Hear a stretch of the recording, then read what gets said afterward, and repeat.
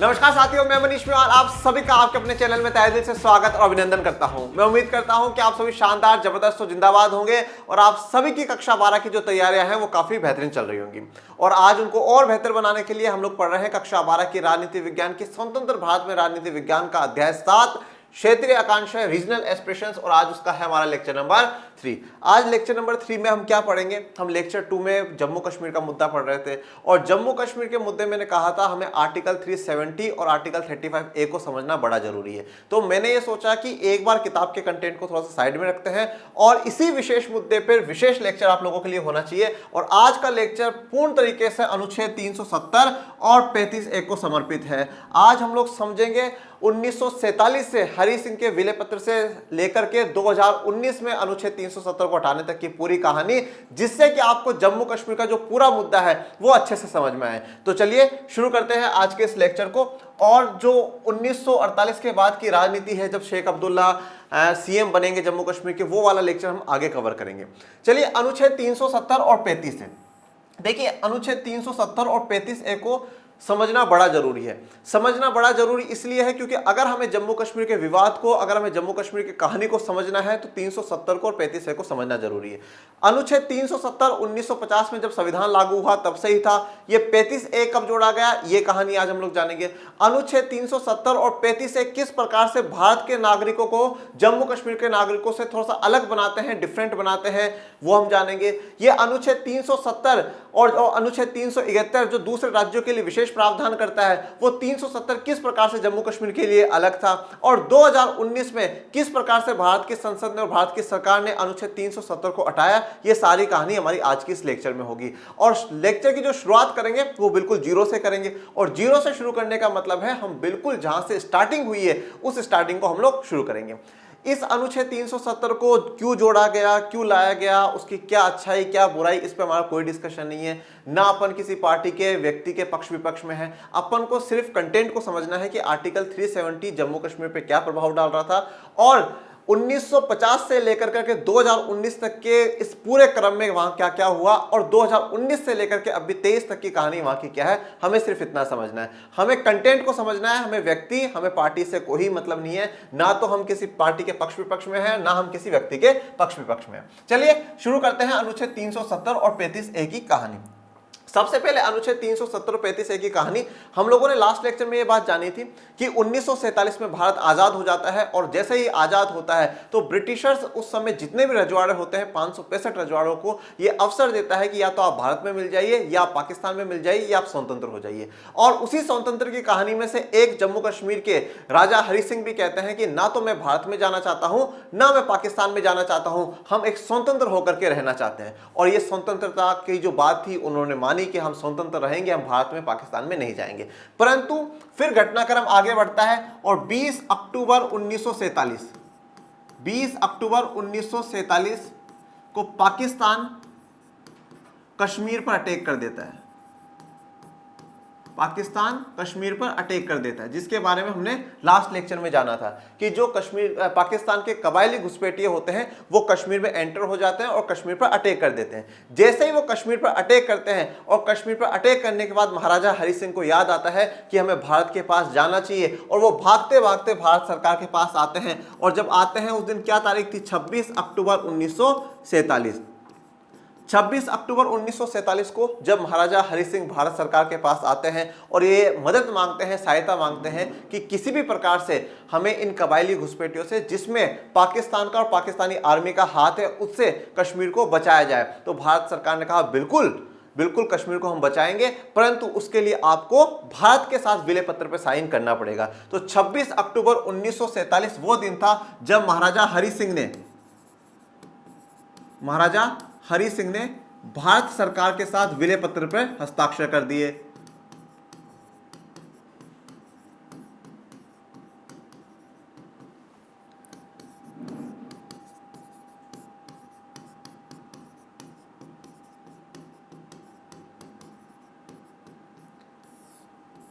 अब यहां पर एक तरीके से कश्मीर भी भारत का हिस्सा बन चुका है। पूरा जो जम्मू कश्मीर है वो भारत का हिस्सा बन चुका है। क्यों? क्योंकि रजवाड़ों को ये पावर दी गई थी कि राजा के पास शक्ति थी कि भैया आप भारत में जाना चाहो, पाकिस्तान में जाना चाहो, स्वतंत्र होना चाहो, ये आपकी मर्जी, जनता से नहीं पूछना पड़ेगा, ये किसकी मर्जी होगी? राजा की मर्जी होगी। तो 26 अक्टूबर 1947 को जब जम्मू कश्मीर के राजा महाराजा हरि सिंह भारत सरकार के साथ विलय पत्र पर हस्ताक्षर कर देते हैं, इसका मतलब है कि जम्मू कश्मीर भारत का हिस्सा हो गया। और इसमें जो 3 बड़े मुद्दे हैं उन पे भारत कहता है कि उनमें हमारी भागीदारी ज्यादा होगी और बाकी स्वायत्तता जम्मू कश्मीर को दी जाएगी, जम्मू कश्मीर को ऑटोनॉमी दी जाएगी। और जब भी हालात ठीक होंगे तो जनमत संग्रह की भी बात करेंगे कि वहां पे जनता क्या चाहती है, जनता के क्या विचार है, जनता किस प्रकार की राजनीति वहां पे जम्मू कश्मीर में चाहेगी। तो वो 3 जो मुद्दे भारत सरकार लेती है वो 3 मुद्दे कौन कौन से हैं? सबसे पहला रक्षा, डिफेंस का मुद्दा लेगी, क्योंकि इस डिफेंस के मुद्दे के तहत ही तो सबसे पहले कबायली घुसपैठियों को हटाया जाएगा। रक्षा की जिम्मेदारी भारत सरकार ने उठाई कि जम्मू कश्मीर में रक्षा का जो मामला होगा वो हमारे पास होगा। उसके बाद विदेशी संबंध, विदेशी मामले जो भी होंगे वो किसके पास होंगे? भारत सरकार के पास होंगे। और इसके अलावा संचार, कम्युनिकेशन, ये 3 जो मुद्दे हैं वो भारत सरकार अपने अधीन ले लेती है, अपने अंडर ले लेती है। और बाकी मुद्दों पर कश्मीर को या पूरे जम्मू कश्मीर को स्वायत्तता देने की बात होगी। परंतु अब भी मेन मुद्दा यह था कि भैया कबायली घुसपैठियों को बाहर निकल कर आओ। तो इंडियन आर्मी जाती है और कुछ दिनों में कबायली घुसपैठियों को बाहर निकाल के आ जाती है। परंतु कुछ एरिया पाकिस्तान के वो कबायली घुसपैठिए या उनकी आर्मी कैप्चर कर लेती है, जिसको हम पाकिस्तान अधिकृत कश्मीर या पाकिस्तान ऑक्यूपाइड कश्मीर कहते हैं। और पाकिस्तान के नेता या पाकिस्तान के लोग उसको आजाद कश्मीर कहते हैं। वो कौन सा एरिया था वो हम लोगों ने लास्ट लेक्चर में जाना था। इन 3 मुद्दों को भारत सरकार अपने अंडर ले लेती है। 26 अक्टूबर 1947 को हरि सिंह भारत सरकार के साथ विलय पत्र पर हस्ताक्षर कर देते हैं और इसी के साथ भारत में जम्मू कश्मीर का विलय हो जाता है, भारत में जम्मू कश्मीर मिल जाता है। अब इसके आगे की कहानी देखते हैं। अब आपको पता है शेख अब्दुल्ला साहब के बारे में हमने पढ़ा, वो भारत के बड़े बड़े नेताओं के अच्छे मित्र थे, जिनमें से एक उनके नेहरू जी खास मित्र थे। तो उन्होंने, शेख अब्दुल्ला ने ये रिक्वेस्ट भारत सरकार से करी, भारत के संविधान निर्माताओं से करी कि जम्मू कश्मीर के लिए कुछ विशेष प्रावधान करे जाए, जम्मू कश्मीर को कुछ विशेष स्वायत्तता दी जाए। और वो विशेष स्वायत्तता जो दी गई वो 17 अक्टूबर 1949 को अनुच्छेद 370 के नाम से जानी गई। आर्टिकल 370, 17 अक्टूबर 1949 वह दिन था जिस दिन आर्टिकल 370 भारत के संविधान में जोड़ दिया जाता है।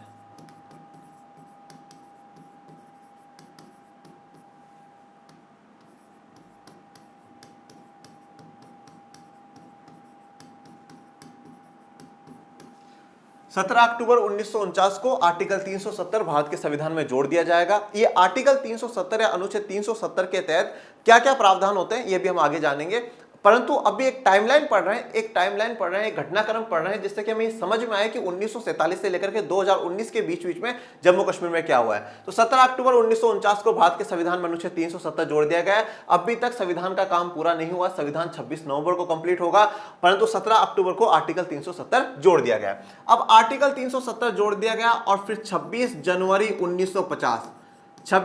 1950 वह दिन है जिस दिन भारत का संविधान पूरे देश में लागू हो जाता है।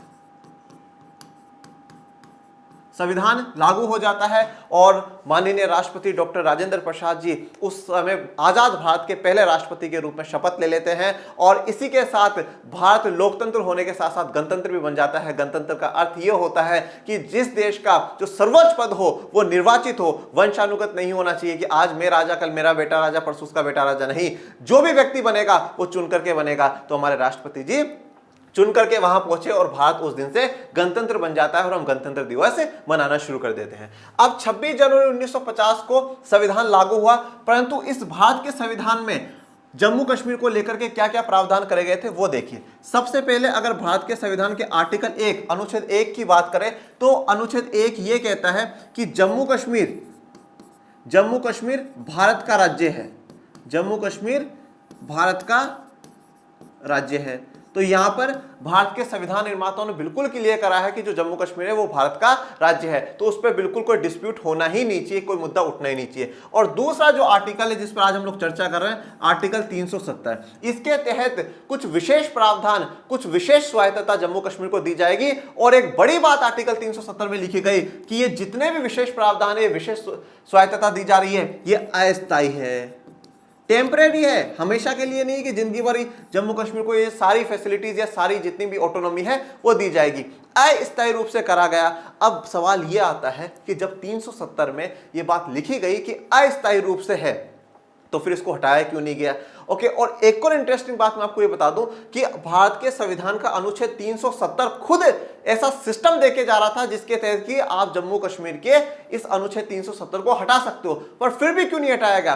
कहां पे परेशानी आ रही थी? क्या ऐसा क्या ड्रॉबैक रह गया था कि जिसके कारण अनुच्छेद 370 नहीं हट पाया? और फिर हटाया तो कैसे हटाया वो जानेंगे।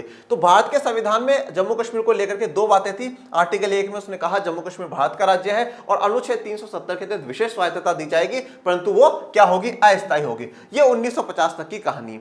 अब बड़ा परिवर्तन जो देखने को मिलता है वो है बच्चों अनुच्छेद 35A का संविधान में जुड़ना। और अनुच्छेद 35A जो जुड़ता है वो जुड़ता है बच्चों 14 मई 1954। कब जुड़ेगा? 14 मई 1954, 14 मई 1954 बच्चों। अब आप ये सोचोगे कि सर संविधान में कोई चीज जोड़ी जाती है, कोई भी संशोधन करा जाता है, कोई भी परिवर्तन करा जाता है, तो हमने कक्षा 11 में संविधान की किताब पढ़ी है और हमें पता है कि अनुच्छेद 368 आर्टिकल 368 के तहत अमेंडमेंट संशोधन की प्रक्रिया उसके तहत करा गया होगा, 35A जोड़ा गया होगा, परंतु ऐसी बात नहीं है। 14 मई 1954 को राष्ट्रपति कौन होते हैं? डॉक्टर राजेंद्र प्रसाद जी होते हैं और डॉक्टर राजेंद्र प्रसाद जी एक ऑर्डर जारी करते हैं, आदेश जारी करते हैं, और उस ऑर्डर पे क्या है? Presidential order, presidential order application to Jammu and Kashmir 1954। इसको हिंदी में आप ऐसे भी लिख सकते हैं राष्ट्रपति आदेश जम्मू कश्मीर पर लागू होने के लिए 1954 में। तो प्रेसिडेंशियल ऑर्डर निकाला जाता है, एक राष्ट्रपति जी के द्वारा आदेश निकाला जाता है 1954 को। 1954 में कब? 14 मई 1954 में निकाला जाता है। और इस आदेश के तहत दो चीजें अस्तित्व में आती है। पहला है अनुच्छेद 35A, आर्टिकल 35A। ये आपने जितनी भी कहानियां आज तक सुनी है कि भाई जम्मू कश्मीर में भारत के लोग जो बाकी राज्यों के लोग हैं वो वहाँ जाकर के ज़मीन नहीं ले सकते, भारत के जो लोग हैं वो वहाँ की लड़कियों से शादी नहीं कर सकते, ठीक है, वहाँ जाकर के कोई काम धंधा प्रोफेशन नहीं कर सकते, जितनी भी बातें आपने सुनी हैं वो सब कुछ डिफरेंस आर्टिकल 35A का है। 35A वहाँ के जम्मू कश्मीर की विधानसभा को ये शक्ति देता है, ये पावर देता है कि आप अपने निवासी को परिभाषित कर पाएंगे, आप अपने रेजिडेंट को परिभाषित कर पाएंगे।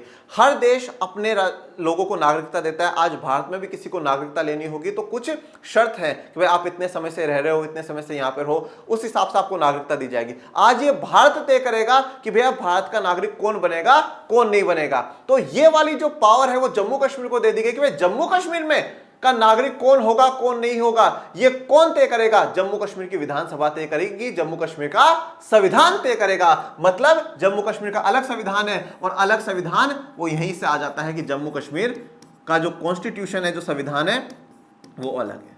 तो ये जो आदेश आया था, प्रेसिडेंशियल ऑर्डर 1954 आया था, वो अनुच्छेद 35A को जोड़ता है और जम्मू कश्मीर के संविधान की बात करता है कि जम्मू कश्मीर का संविधान है। परंतु एक बात आप यहां पर देखिए कि अगर हम भारत के संविधान अनुच्छेद 123 की बात करें, जिसके तहत क्या आता है? ऑर्डिनेंस जारी करा जाता है, अध्यादेश जारी करा जाता है। अध्यादेश क्या होता है कि भाई जब देश की संसद ना बैठी हो, क्योंकि संसद के जो सदन है वो 3 बार बैठते हैं, फरवरी मार्च के करीबन बैठते हैं, जिसको हम लोग बजट सत्र कहते हैं, फिर मानसून सत्र में बैठते हैं जुलाई अगस्त के टाइम, और फिर शीतकालीन सत्र में बैठते हैं नवंबर दिसंबर।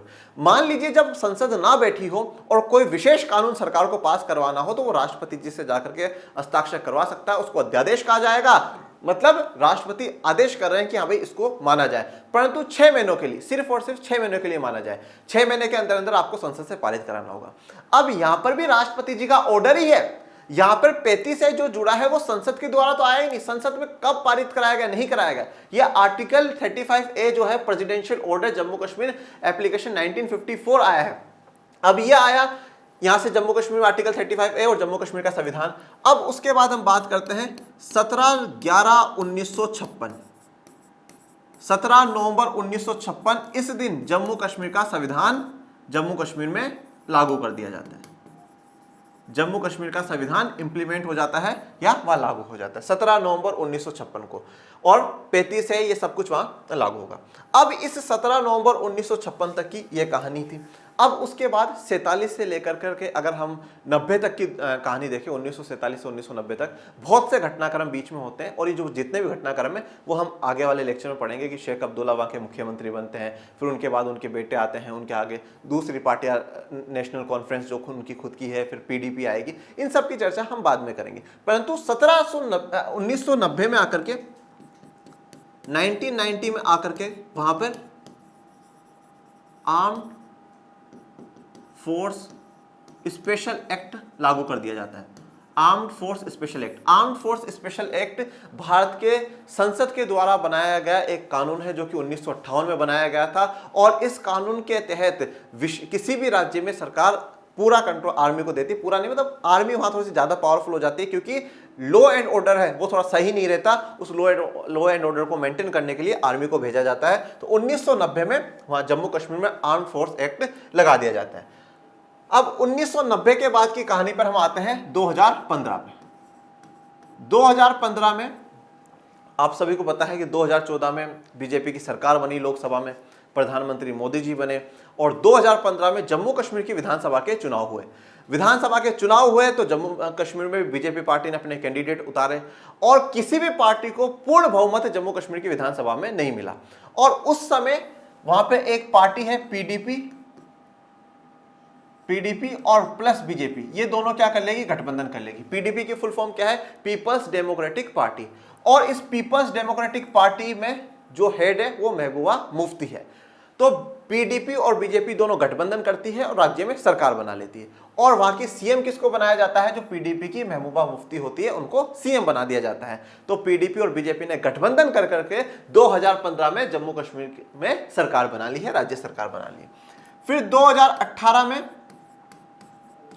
बीजेपी ने अपना गठबंधन तोड़ दिया, बीजेपी ने सपोर्ट खींच लिया, ठीक है। और आप लोगों को पता है अगर बहुमत नहीं होगा तो सरकार टिकेगी नहीं, और बीजेपी ने अपना बहुमत खींच लिया, गठबंधन टूट गया, सरकार गिर गई, और जैसे ही सरकार गिरती है और सरकार गिरने के बाद वहां पर राष्ट्रपति शासन लागू हो जाता है।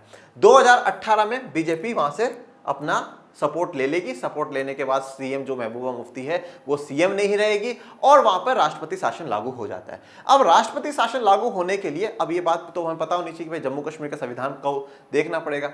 अब आप ये बात भी देखिएगा कि जम्मू कश्मीर का जो संविधान है, जम्मू कश्मीर कॉन्स्टिट्यूशन जो है उसका आर्टिकल 92, जम्मू कश्मीर के संविधान का अनुच्छेद 92 की बात कर रहे हैं हम लोग। Article 92 of the Jammu Kashmir constitution वो ये बात कहता है कि अगर जम्मू कश्मीर में सरकार सही से कार्य नहीं करती है, सही से जो हम कहते हैं ना मशीनरी, जो गवर्नमेंट मशीनरी होती है वो सही से नहीं चल सकती है, तो वहां पर गवर्नर का राज स्थापित हो सकता है, गवर्नर रूल बैठ सकता है। तो उसके तहत वहां पर जम्मू कश्मीर कॉन्स्टिट्यूशन के तहत भी और भारत के संविधान अनुच्छेद 356 के तहत राष्ट्रपति शासन लग जाता है, और 2018 से वहां पर राष्ट्रपति शासन लग जाता है। 2019 में होते हैं फिर से लोकसभा के चुनाव, और 2019 के लोकसभा चुनाव में फिर से बीजेपी की सरकार इस बार ज्यादा सीटों के साथ लोकसभा में पहुंचती है। मई में शपथ ग्रहण समारोह हुआ, और उसके बाद बीजेपी पार्टी बड़ी घोषणा कर करके आई थी कि हम आर्टिकल 370 को हटाएंगे। उसके बाद सरकार रास्ता ढूंढने की कोशिश करती है कि किस प्रकार से अनुच्छेद 370 और 35A को हटाया जा सकता है। अब यहां तक की जो कहानी है वो आप लोगों को क्लियर। अब हम बात करेंगे कि उस अगस्त 2019 से, जिससे कि पूरा जो सिस्टम 370 को हटाने की जो पूरी तैयारी सरकार ने करी है या भारत की संसद ने करी है। अब अगर हम 370 को हटाने की बात करते हैं तो 2019 में आ जाइए। अब पूरा जो घटनाक्रम है वो अगस्त 2019 का है। अगस्त 2019 में उस समय देश के जो राष्ट्रपति होते हैं वो माननीय रामनाथ कोविंद जी होते हैं, और रामनाथ कोविंद जी ने भी एक प्रेसिडेंशियल ऑर्डर जारी कर दिया। रामनाथ कोविंद जी ने भी एक प्रेसिडेंशियल ऑर्डर जारी करा, presidential order 2019 application to the Jammu and Kashmir.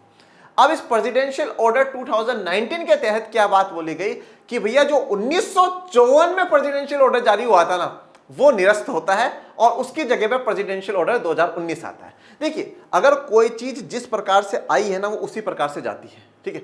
जैसे मान लीजिए अगर आप किसी ऑफिस में जॉब करते हैं, आप काम करते हैं, आपको जिन मालिकों ने आपको अपॉइंट करा है हटाने के भी पावर उन्हीं के पास होगी, बिल्कुल होगी, सीधा सा सवाल है, इसमें कोई डाउट होता ही नहीं है। आज अगर मुझे कोई अपॉइंट कर रहा है तो वो हटाने की पावर भी उनके पास है, कोई दूसरा नहीं है। आज गवर्नमेंट एम्प्लॉय होते हैं तो उनको गवर्नमेंट ही हटा सकती है, बाकी ऐसा कोई प्राइवेट वाले की चाहते तो काम नहीं करेगा, नॉट पॉसिबल।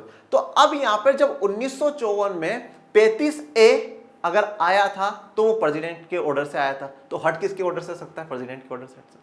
तो प्रेसिडेंशियल ऑर्डर 2019 लाते हैं रामनाथ कोविंद जी और 1954 को रिप्लेस कर देते हैं कि 1954 का जो प्रेसिडेंशियल ऑर्डर है उसको रिप्लेस कर दिया जाता है। और रिप्लेस करने का मतलब ये है कि अनुच्छेद 35A और जम्मू कश्मीर का संविधान ब्लॉक, ठीक है, अब उसका कोई मतलब नहीं है, क्योंकि ये ऑर्डर कहता है कि 1954 के ऑर्डर से बड़ा है और उस 1954 वाले ऑर्डर को निरस्त करते हैं। और जैसे ही इस ऑर्डर को निरस्त करने की बात आती है तो होम मिनिस्टर जो होते हैं अमित शाह,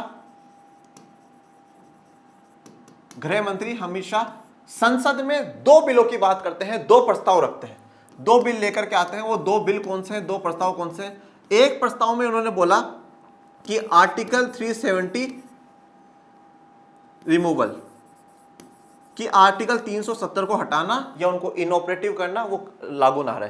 तो पूछा गया भाई क्यों अनुच्छेद 370 क्यों हटाना चाहते हो? बोले क्योंकि राज्य का विकास नहीं हो पा रहा है। बोले राज्य का विकास कैसे नहीं हो पा रहा है? बोले क्योंकि अनुच्छेद 370 और 35A के तहत ये कहा गया कि कोई बाहर का व्यक्ति राज्य में जाकर करके रह नहीं सकता, जमीन नहीं खरीद सकता। तो इससे क्या होगा कि अगर आज मान लीजिए कि सरकारें वहां पे हॉस्पिटलें भी बना देती है, तो अगर एक एक्सपर्ट डॉक्टर जो होगा वो वहां जाएगा ही नहीं, वो बोल देगा नहीं नहीं भैया अपन को जाना ही नहीं है, मैं जाना ही नहीं चाहता वहां पर, क्योंकि वहां इतनी लिमिटेशंस, इतनी रोक टोक मुझ पर होगी, ये मत करो, वो मत करो, ये मत करो। कोई बाहर की कंपनी वहां क्यों इन्वेस्ट करेगी, वो क्यों पैसा लगाएगी जब उनको पता है कि भैया हम पर इतनी रोक टोक है, हम पे हर चीज के लिए रोका जाएगा, ऐसा करो, ऐसा करो, ये करो, मत करो।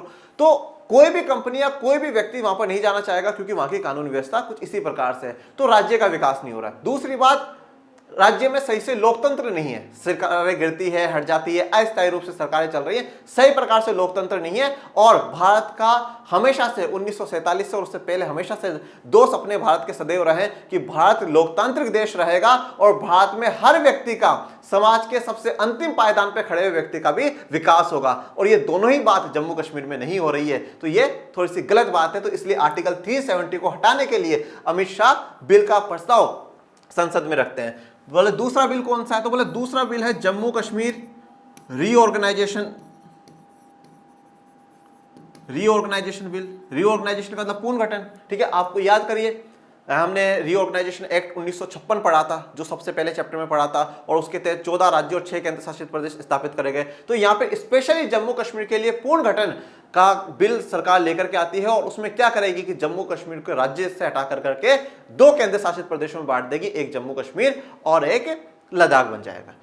ये दोनों बिल अगस्त 2019 में भारत की संसद से पास हो जाते हैं, राष्ट्रपति जी के हस्ताक्षर, ये सब कुछ सिस्टम हट गया, और फिर 5-6 अगस्त को ये संसद से पारित हुए और 31 अक्टूबर 2019 से लागू हुए। अब सवाल ये आता है कि जब सिस्टम यहां हो सकता था तो फिर पहले क्यों नहीं हटा? तो पहले की कहानी सुन लेते हैं। एक्चुअल में भारत के संविधान में आर्टिकल 370 में ये कहा गया कि भैया हम रिमूव कर सकते हैं, इस आर्टिकल 370 को रिमूवल पॉसिबल है, हटाया जा सकता है। परंतु कैसे हटाया जा सकता है? हटाने के लिए क्या है कि जो राष्ट्रपति होंगे, भारत के राष्ट्रपति होंगे, वो एक पब्लिक ऑर्डर जारी करेंगे, एक आदेश जारी करेंगे, और उस आदेश में कह देंगे कि भैया आज से आर्टिकल 370 जो है वो हट गया है, उसको हटा दिया गया है। परंतु उसके लिए जम्मू कश्मीर की संविधान सभा, कॉन्स्टिट्यूट असेंबली से परमिशन लेकर के करना पड़ेगा। अब कॉन्स्टिट्यूट असेंबली से परमिशन लेकर के करना पड़ेगा, परंतु बात यह थी कि जम्मू कश्मीर में तो कॉन्स्टिट्यूट असेंबली अब थी नहीं। 1956 के बाद कौन सी कॉन्स्टिट्यूट असेंबली जम्मू कश्मीर में? जब कॉन्स्टिट्यूट असेंबली थी नहीं तो फिर किससे परमिशन ले? और परमिशन नहीं लेंगे तो आर्टिकल 370 हटेगा नहीं। तो अब उसके लिए फिर से सरकार ने थोड़ा सा दिमाग लगाया, और राष्ट्रपति जी ने अपनी शक्तियों का प्रयोग करते हुए 2019 में अनुच्छेद 370 के क्लोज 4 में, मतलब उसके चौथे पार्ट में जाकर के कुछ बदलाव करे। उसमें बदलाव में यह कहा गया कि जो यहां पे कॉन्स्टिट्यूट असेंबली लिखा गया है, जो संविधान सभा लिखा गया है यहां पे, उसको चेंज करा जाता है, और वो है लेजिस्लेटिव असेंबली। और वो क्या है? Legislative assembly. मतलब संविधान सभा नहीं, विधानसभा बना दिया, उस शब्द में परिवर्तन कर दिया। और विधानसभा क्या है? अभी विधानसभा है नहीं, क्योंकि 2019 में तो क्या हो गया, 2018 में राष्ट्रपति शासन लग गया। और जहां पे राष्ट्रपति शासन लग जाता है उसका मतलब ये कि उस राज्य की सारी पावर्स किसके पास आ जाएगी? राष्ट्रपति जी के पास आ जाएगी। और राष्ट्रपति जी के आधार पर काम कौन करेगी? केंद्र सरकार करेगी। तो बोले भैया पूछना क्या है, संसद अभी सर्वोच्च है, संसद के पास सारी की सारी पावर है। और तो संसद इसलिए क्या करती है? आर्टिकल 370 और अनुच्छेद 35 को निरस्त करती है, वहां से हटा देती है। और जम्मू कश्मीर राज्य को दो भागों में विभाजित करती है। एक जम्मू कश्मीर यूनियन टेरिटरी होगा, केंद्र शासित प्रदेश होगा, जो कि विधानसभा के साथ होगा, और दूसरा लद्दाख होगा जहां पे विधानसभा नहीं होगी। ये पूरी कहानी आर्टिकल 370 और 35A की है। 1947 से महाराजा हरि सिंह के विलय पत्र पर हस्ताक्षर करने तक लेकर के 2019 में भारत की संसद, भारत की सरकार, भारत के राष्ट्रपति, प्रधानमंत्री, गृह मंत्री के द्वारा इस प्रस्ताव को, इस आर्टिकल 370 हटाने की यह पूरी कहानी है। अब 31 अक्टूबर 2019 से 31 अक्टूबर 2019 से उन दो केंद्र शासित प्रदेशों को दर्जा दे दिया गया कि भाई अब आज से इतनी केंद्र शासित प्रदेश हमारे देश में होंगी, जम्मू कश्मीर राज्य नहीं है। ये 31 अक्टूबर का दिन क्यों चुना गया? ये 31 अक्टूबर का दिन चुना गया इसलिए क्योंकि इस दिन जयंती होती है सरदार वल्लभ भाई पटेल की। उन्हीं सरदार वल्लभ भाई पटेल की जिन्होंने भारत के रजवाड़ों को मिलाने में एक बड़ी भूमिका निभाई, जिन्होंने भारत के राजनीतिक एकीकरण में बड़ी भूमिका निभाई, जिनको भारत का आयरन मैन ऑफ इंडिया कहा जाता है, जिनके नाम पर स्टैच्यू ऑफ यूनिटी बनाया गया, जिनको बिस्मार्क ऑफ इंडिया कहा गया। उन्हीं की याद में बोले नहीं भैया एक पास में दिन आ रहा है, अच्छा सा दिन आ रहा है 31 अक्टूबर, जिस दिन हम राष्ट्रीय एकता दिवस भी मनाते हैं, तो उसी दिन से जम्मू कश्मीर को दो केंद्र शासित प्रदेशों में रखा जाएगा और उस दिन से वहां का प्रशासन शुरू हो जाएगा। 2018 के बाद अभी तक जम्मू कश्मीर में विधानसभा के चुनाव नहीं हुए हैं। जब भी स्थिति सामान्य हो जाएगी उस दिन जम्मू कश्मीर में विधानसभा के चुनाव करा दिए जाएंगे, विधानसभा के चुनाव हो जाएंगे। और कहां पे? सिर्फ जम्मू कश्मीर वाले में। लद्दाख में विधानसभा है ही नहीं, लद्दाख में तो विधानसभा है ही नहीं, सिर्फ जम्मू कश्मीर वाले केंद्र शासित प्रदेश में विधानसभा होंगे। और वो भी विधानसभा कैसी होगी? जैसे दिल्ली और पुडुचेरी की, मतलब काफी अधिकतर जो शक्तियां है वो किसके पास होगी? केंद्र सरकार के पास होगी। कुछ शक्तियां ही वहां के मुख्यमंत्री को दी जाएगी। तो 370 और 35A की ये पूरी कहानी है, एक सिस्टमेटिक तरीके से, एक घटनाक्रम के साथ, एक टाइमलाइन के साथ मैंने आप लोगों को ये समझा दी। अब हम लोग बात करते हैं कि 370 या 35A के तहत परिवर्तन क्या क्या था, ऐसा क्या डिफरेंस था, ऐसा क्या बदलाव था, उसको हम लोग जानते हैं। सबसे पहला, दूसरे राज्यों के नागरिक संपत्ति नहीं खरीद सकते। यह बड़ी बात थी कि भैया वहां पे जो दूसरे राज्यों के नागरिक हैं वो किसी भी प्रकार की कोई प्रॉपर्टी नहीं खरीद सकते, किसी प्रकार की कोई संपत्ति वहां पर नहीं खरीद सकते। और जब अगर कोई व्यक्ति वहां पर संपत्ति ही नहीं खरीद सकता तो क्यों कोई व्यक्ति वहां जाना चाहेगा? बिल्कुल भी नहीं जाना चाहेगा। क्यों जाऊंगा? क्यों कोई डॉक्टर है, एक्सपर्ट डॉक्टर वहां जाएगा कि नहीं भैया वहां मुझे तो अधिकार ही नहीं, तो फिर मैं क्यों जाऊं? कोई अच्छे टीचर्स, अच्छे डॉक्टर्स, अच्छे बिजनेसमैन, कोई भी वहां नहीं जाना चाहेगा कि भाई वहां संपत्ति नहीं खरीद सकते। और संपत्ति खरीदेगा कौन? उसी राज्य के लोग, जम्मू कश्मीर राज्य के लोग ही खरीदेंगे। और जम्मू कश्मीर राज्य के लोग कौन होंगे? वहां के निवासी कौन होंगे? कैसे बता सकते हो कि 1954 14 मई 1954 के समय जो जम्मू कश्मीर के निवासी थे वो रहेंगे और वहां पर 10 साल से वो उस राज्य में रह रहे हैं तो वो जम्मू कश्मीर के निवासी कहलाएंगे, बाकी नहीं कहलाएंगे। मतलब जम्मू कश्मीर के लोग ही संपत्ति खरीद सकते हैं। कश्मीर के लोगों को दो प्रकार की नागरिकता मिली हुई है, जम्मू और कश्मीर और भारत। तो आपने पढ़ा है, संघवाद वाले में पढ़ा है, ठीक है। जो संघवाद जैसे अमेरिका जैसे देश है वहां पर क्या है, एक राज्य की नागरिकता मिलती है और एक देश की नागरिकता मिलती है। तो वैसा यहाँ पे जम्मू कश्मीर के साथ था कि लोगों को एक तो जम्मू कश्मीर की नागरिकता लेनी पड़ती थी और एक भारत की नागरिकता लेनी पड़ती थी।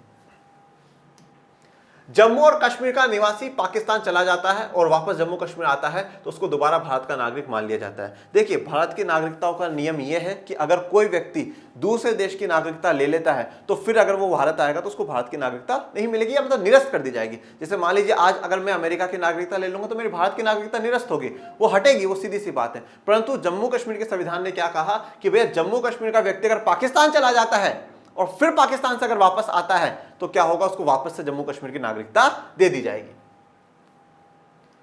आर्टिकल 370 के कारण ही केंद्रीय राज्य पर आर्थिक आपातकाल अनुच्छेद 360 जैसा कोई भी कानून नहीं लगा सकती। तो वित्तीय आपातकाल नहीं लगा सकते, फाइनेंशियल इमरजेंसी नहीं लगा सकते कि भाई अगर देश के वित्तीय हालात खराब हो जाए तो आप जम्मू कश्मीर पर वित्तीय आपातकाल नहीं लगाओगे। बाकी ये भारत का सौभाग्य है, भारत के राजनेताओं का दूरगामी दर्शन है कि आज तक एक बार भी भारत में वित्तीय आपातकाल नहीं लगी।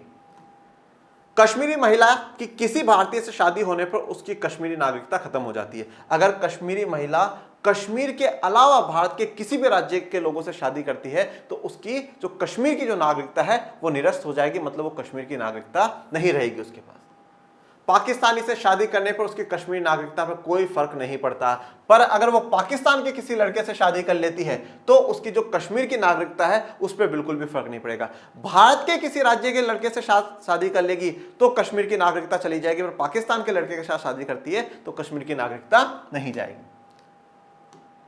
पाकिस्तानी लड़का किसी कश्मीरी लड़की से शादी करता है तो उसको भारतीय नागरिकता मिल जाती है, और अगर कोई भी पाकिस्तान का लड़का कश्मीर की लड़की के साथ शादी कर लेगा तो उस पाकिस्तानी लड़के को जम्मू कश्मीर की नागरिकता मिल जाएगी, भारत की नागरिकता मिल जाएगी। जम्मू और कश्मीर भारतीय संघ का एक और संवैधानिक राज्य, नाम, क्षेत्रफल और सीमा को केंद्र सरकार राज्य सरकार की अनुमति बिना नहीं बदल सकती। अब देखिए, एक तो भारत के संविधान का आर्टिकल 1 ये कहता है कि जम्मू कश्मीर भारत का राज्य होगा, ठीक है, भारत का राज्य होगा, और यह बात जम्मू कश्मीर का संविधान भी कहता है कि जम्मू कश्मीर भारत का अभिन्न अंग है। अभिन्न अंग का मतलब होता है जो कभी भिन्न ना हो सके, जो कभी अलग ना हो सके।